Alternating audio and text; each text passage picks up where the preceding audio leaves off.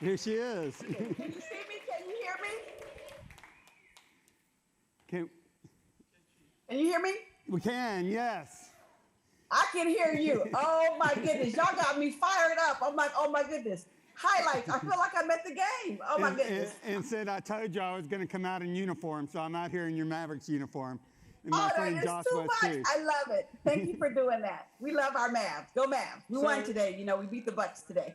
So you've got about 140 of our 160 people that are going to be with us here now. We all send our love to you, and we hope for, very quick recovery and that you're able to join us next year.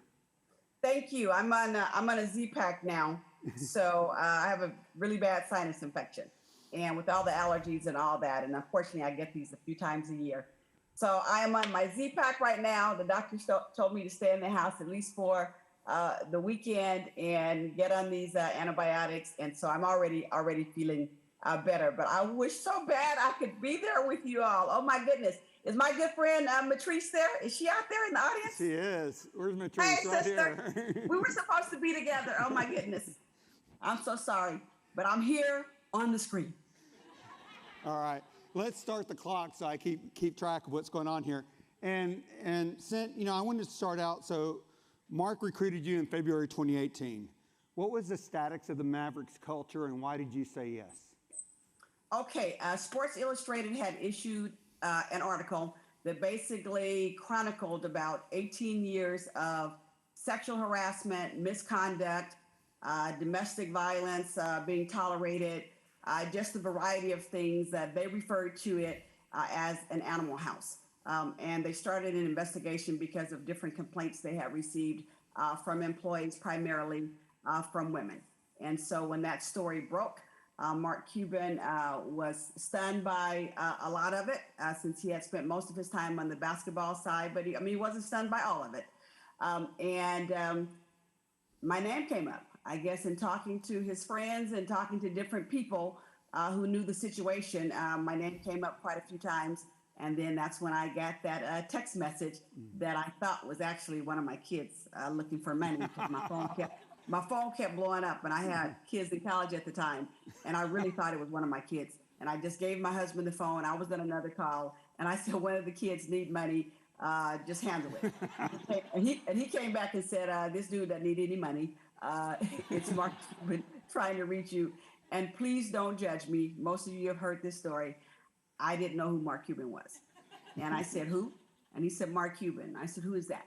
So when he told me who it was, I still hadn't decided to call him back. And then he made my son, he called my son in LA and had my son call me to tell me I needed to call him back. And so we had a great visit later that day, and the rest is history. And why did you say yes? I said yes because actually he called me because of a lot of work I had done at AT&T, and I actually was fortunate enough to lead a team of people on an effort to get AT&T on Fortune's Great Place to Work list for the first time ever. And so I did that in my last year and a half before I retired. And we also had just set out some different milestones that we wanted to achieve on top of the Diversity Inc. list, et cetera, et cetera. And so all of that happened. And so when he described to me what was going on, I thought, oh my goodness, I'm kind of uniquely qualified to come in and hopefully make a difference here. And then as I was leaving his office, two women stopped me and told me their stories. And they just said, we need you here. We've heard about you. We need you. So I told Mark, I'm going to go home and I'm going to pray about it. And I went home and I prayed about it. And I came back the next day. And before I could even go in to talk to Mark with my final questions, because of course, based on the article, I just wanted to know kind of his involvement. I mean, there were just some things I wanted to know because, I mean, frankly, I felt like I was putting my brand on the line here with what was going on there. And so before I could even get to his office, people grabbed me and took me into the conference room, and I was in the building for 3 hours before Mark even knew that I had come back to speak with him. And they were just telling me different things and things that I actually thought I could help with. And so it just solidified it. I was meant to say yes. So I said yes. I said it for the sisterhood, but in fact, I said it for everybody because I just feel like everybody deserves a great place to work. And I felt that even more once I had my one-on-one meetings with every single employee in the organization. So I said yes because I felt like I was uniquely qualified to make a difference. And the people asked me to say yes, so I responded. They needed me. So, I mean, you shared so much publicly. You're no stranger to difficult circumstances, and you've overcome a lot of odds to reach your success. Tell us a bit about your childhood and the experiences that have allowed you to become the leader you've become.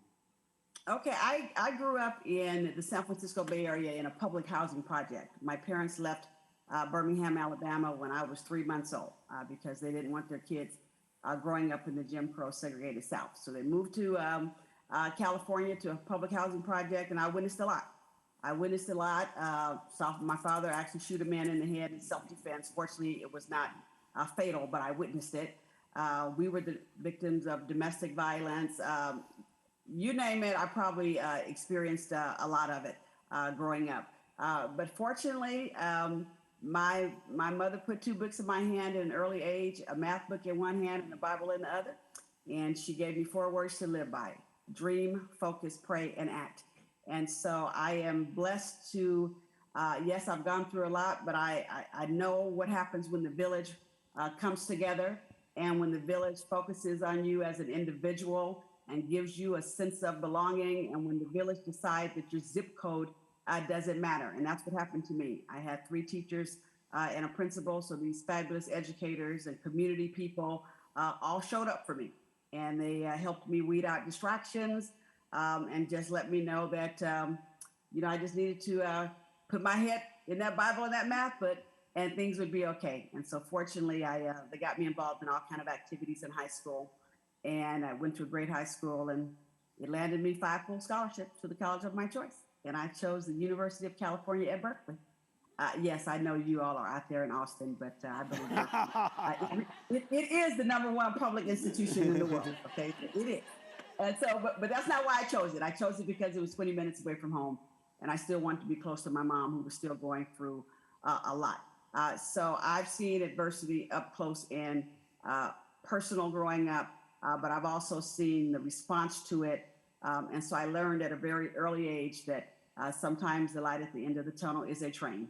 Bad things do happen to good people, but there are people around who will help you get up. And I'm glad I learned that at an early age, because that's what I try to practice in the community and at work. My job is to be a part of that village now, to put out my hand and help somebody get up. So you went to Berkeley. What was your major? I started out as an engineering major. I got straight A's and I hated it. So I ended up changing to business administration because I had this vision that I wanted to just go to work in corporate America and do great things and serve people. That was my vision, that I would work in a big company and serve people. And fortunately, I was able to do that, except my second job with AT&T was an engineer. So I guess it was kind of in my bones. You talk about that your last job at AT&T really prepared you for the job that you have today at the Mavericks. So your last job, you were with AT&T 35 years, right? Yes, almost 36. Wow. Yes, 13,088 days. What was your last job, and how did it prepare you for this job? My last job, I was the Senior Vice President of Human Resources. And then they added the Chief Diversity Officer role to my job as well. One of my buddies who was the Chief Diversity Officer took another job. Prior to that, I had been all over our business. And in fact, I ended up leading AT&T in North Carolina. And so when I got the call to move to Dallas, I had only worked in human resources once as a recruiter for the network engineering department. And our chairman was on a mission to change the culture of the company. We had about 10 different mergers. So we had all these subcultures operating. Not all of them were great. And so he kind of picked about 20 of us and said, I need you all in Dallas. I need you right here. I want us to have a different culture. He kind of described the culture that he wanted. And he wanted me to help lead the human resources team and develop the people strategy for the organization, and to really put a focus on people and having a strategy around how we treat people and what we do for them and how we serve them. And so I was out running AT&T in North Carolina. So I actually thought he was kind of crazy when he asked me to do it. But of course, once again, I said yes. And I'm so glad I did. It was a great job. And we did a lot of work to really find out what was going on with the employees. He told me that he wanted us on the Great Place to Work list. I thought we were already a great place to work. So I thought the fact that we hadn't made that list was crazy. And I remember going out to meet with Michael Bush, the CEO of Great Place to Work in San Francisco. And believe it or not, I'm an optimistic person, but I was the bad cop in the meeting, and I took someone with me to be the good cop. And because I wanted to tell them that we were not going to pursue that list anymore, because the fact that we weren't on it, I found the list to be kind of suspect, because I thought we were a great place to work. And he did something that I thought was great. He said, well, let me give you the data. You don't have to submit on this list again. Let me give you the data, and let me tell you what your employees are saying across the entire enterprise. And once he shared that data with me, I knew it was true in terms of what was happening across the entire company, and some things that weren't being done, frankly, some things that I was doing as a leader that some of my colleagues weren't doing. And I got on a mission with my chairman and some other leaders and said, we're going to pull a group of people together, and we are truly going to create a great place to work. We are going to focus more on caring for people. We're going to focus more on making sure that everybody really has a voice. We're going to focus on a talent strategy and not just favoritism and promoting people. I mean, so it was just kind of stunning, the remarks that had been provided in some of these reviews, these employee engagement and culture survey results that as leaders, we really weren't paying attention to. And so I decided to take that back to all my officer colleagues and the chairman. And we developed a plan, got some people together, and got on a mission. And we were on a mission not because we wanted to make that list, but it was because the journey was going to be important to us, because of what our people were saying about us. We weren't leading, and we didn't have a people strategy. And so fortunately, right before I left, we made that list for the first time. I think we were one of only 2 Fortune 50 companies to make it. So that's a good segue into, why was your first objective as CEO of the Mavericks creating a vision and values that didn't really track to basketball? And how did that go over? Well, I will tell you, it wasn't because I don't know the business of basketball, or I didn't know it. Okay, I knew how to lead, but I did not know the business of basketball. But that's not why our vision didn't focus on that. I have learned as a leader the business case for diversity and inclusion, and that if you really do have a workplace where every voice matters and everybody belongs, if you really do have a diverse group of people around the table, that diversity dividend that we so often hear about, that McKinsey and others talk about, it is real, that we are more profitable as a business if we have diverse voices and diverse eyes on things, and we'll have more insight around our customers or our products. The whole workplace will be different. I have lived it, I believe it, and so I just laid out a vision that said we would set the global standard for diversity and inclusion in the NBA by the first of 2019. So that gave me about 9 months, and then I talked to our team about what diversity, equity, and inclusion really was about. And I basically said our workplace promise is that every voice matters and everybody belongs. If you work at the Dallas Mavericks, your voice matters and you belong. And it's not just in words. You will feel it, you will see it. And so that's what my 100-day plan was all about. That vision, and then the values that we laid out, the spell crafts: character, respect, authenticity, fairness, teamwork, and safety. So our vision and values had nothing to do with basketball, but it had to do with creating a great place to work and valuing people and making sure they are included and they belong. Tell us about all-in leadership and leading from the heart. Okay, so when I came in and we laid out these, this vision, these values, I told our team, I said, what I practice is all-in leadership. And it's leadership that really focuses in on 4 things.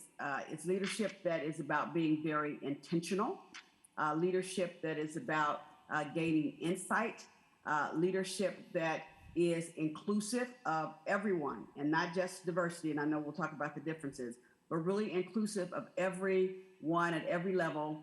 And then leadership that is inspirational. And so our 100-day plan was really about being very intentional about the things we needed to do to deal with the issues that were present when I walked in, but then also to make sure that everyone knew about what it was. We were transparent and that everybody was included in helping to make it a great place to work. And so I try to practice all-in leadership as best I can. I don't know if I have the screen because I was actually going to show you the 100-day plan, but I'll just kind of describe it to you. It was in 4 pieces. It said I was very intentional about it. We said we were going to model zero tolerance. And so we had a whole plan around what that looks like.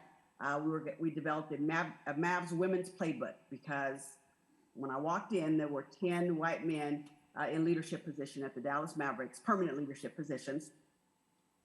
White men, that's cool, but we need other people too. We need everybody around the table. And so very quickly, my team ended up being 50% women and 47% of people of color. Now it's 50 all the way around. And we are very successful. Thank you for rattling off some of the numbers earlier. The third piece was cultural transformation, the whole real focus on diversity, equity, inclusion, mandatory training. I personally took people through respect in the workplace training and a lot of stuff we needed to do there, and then just basic operational effectiveness. So we were very intentional about our 2 hashtags, respect at work, and then perfect our crafts. And so that's all in leadership, leading with intent, insight, inclusion, and inspiration. And so there are different piece parts that go along with all of that. So, Cynt, we're going to be talking about civil discourse and the need to rebuild trust in the workplace, rebuild trust among, not only in the workplace, in our boardrooms. Tell me about how you've been dealing with that, especially during the pandemic, but really during the last 2 or 3 political cycles where we've become more and more tribal. Oh, I call it the double pandemic. And the great reveal that occurred in 2020, where of course we had the COVID-19 pandemic, but then we also had the revelation of this big social injustice pandemic that has existed in this country for a very long time. And so the way I try to build trust with my team, and I did it when I first got there, and I found myself kind of doing it again, kind of doing the same thing again as we went through the double pandemic in 2020. I have one-on-ones with my employees. Now, fortunately, in my case, in this particular job, I'm able to do that because we're talking about 200 people who I could meet with just one-on-one and really get to know them. And then, and part of our foundation is a line that says, like we have in our pyramid of all of our activities and our business plan. On the left side, it says return on investment is a measure of our success. Then it says agility is key to our success, but the base says trust accelerates our success. And so we spend a lot of time talking about trust behaviors and what it looks like, and inclusive behaviors, and how to call it out when it's not happening, and how to create that environment to make sure that trust is there. Are we doing what we say we are going to do? Because character really matters. And so I spend a lot of time really encouraging that speak up culture. And I want people to have courage to do that. And so I saw that happen a lot during the pandemic, when people really were just honest about what they were feeling and what they needed. I mean, because, basketball had stopped. And I told our team from the beginning, I got them in a conference room once the commissioner shut down the NBA. We were the last game to be played that day, and so that night. And so the next day, after we sent everybody home, I got our leaders in a room and I said, I don't know how long we're not going to be playing basketball, but I know right now we are playing the game of life with people. And so we've got to focus on our people like never before. And I ended up putting something together, and it was just totally by accident, based on how I was spending my time, called mynew.com. And I'll give you the words. And I know you have a slide, so maybe you can share it with folks later. And it's called mynew.com because every word starts with COM. Here's how we build trust during the pandemic and how kind of my priorities as a leader shifted. compassion was at the top of the list. People needed it, not just when they were going through COVID and trying to figure out their lives, but then when the social injustice pandemic hit, because people were just in all different places depending on who you are and what you look like. So we had a lot of compassion, and we gave people the space to kind of process the way they needed to process. Communication was key. We just couldn't over communicate during the pandemic, but also during the social injustice pandemic. We had to talk about things. We had more courageous conversations than you can shake a stick at. And then we invited people to come in and talk to us as well. We called them experiences of understanding and gave people the space to talk. Community was big for us. Community service was in great demand. So we still tried to, actually, we stepped up our need to serve the community. And we also saw our work group, our people, as the community as well. Compromise. We kind of made a decision. This was my folks talking to me because I'm a cancer survivor and I have a compromised immune system, which of course is why my doctor wouldn't let me travel with everything that's out there right now. But we just decided none of us would compromise our health, and we wouldn't allow each other to compromise our health while we were so busy trying to take care of other people. So we put a lot of health protocols in place. We focused on what I call our PMS, our physical, mental, and spiritual health. And then we wouldn't compromise any of it, but in fact, we would feed it. And then compliance.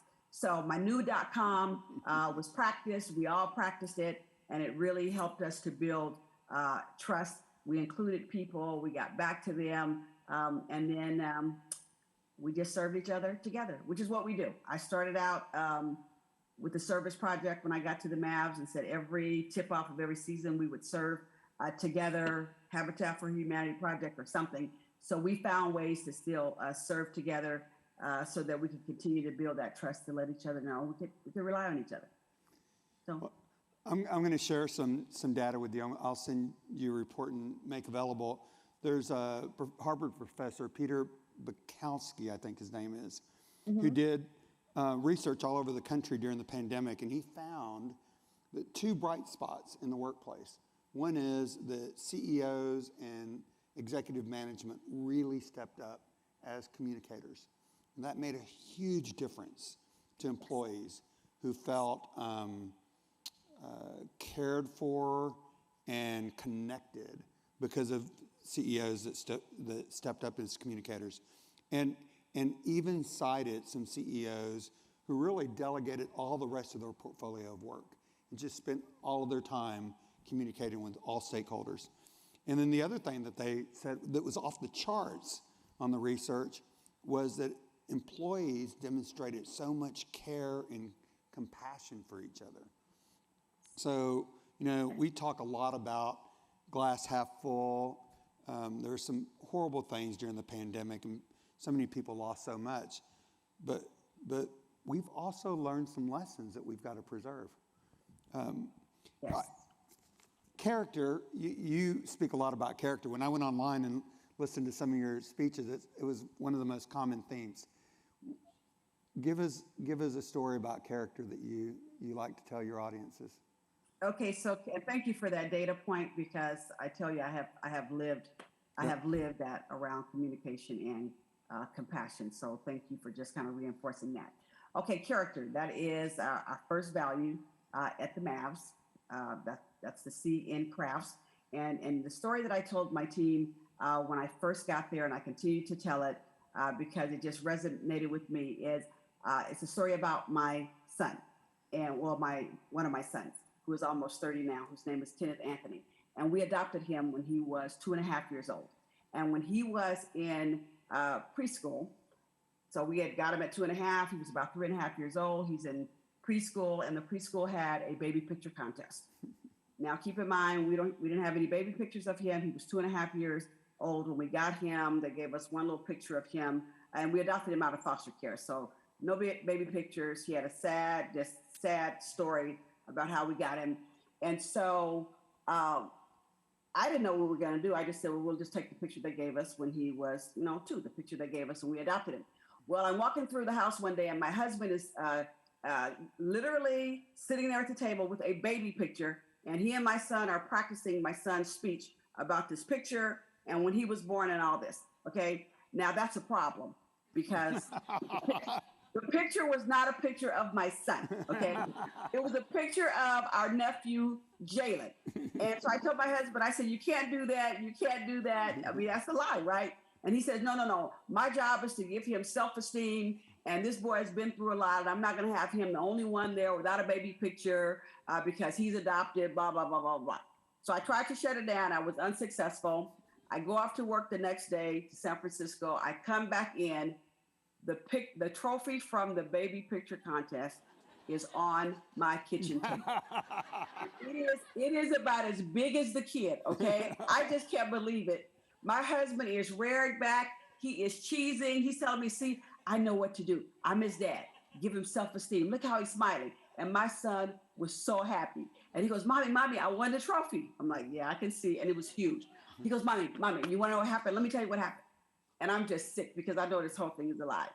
My son stood up and he says, I stood up. Now keep in mind, his name is Kenneth Anthony. He said, I got up when it was my turn and I held up the picture and I told everybody, hi, everybody. This is my cousin, Jalen. I don't have a baby picture because I was adopted when I was 2.5 years old. I was born in the bathtub. My mom left me when I was 9 months old. And he said, I told him my whole story about how I was abandoned and abused. And I have all these cousins and I'm so proud of my cousin. And this is my cousin, Jalen. He said, Mommy, everybody just started crying and they gave me the trophy. So here's what I love about that story. At 3.5 years old, with his parents' permission to lie, and I'm saying his parents because I didn't completely shut the thing down, okay? So with his parents' permission to lie, the most important, the most authoritative people in his life, we gave him not just the permission, but even the story to tell. And he stood up in front of that classroom and he told the truth. And you know why he did that? Because at 3.5 years old, it's in us to tell the truth. We are people of character. And so that's the story I told my team. And I like to tell it because somewhere along the way, sometimes something happens.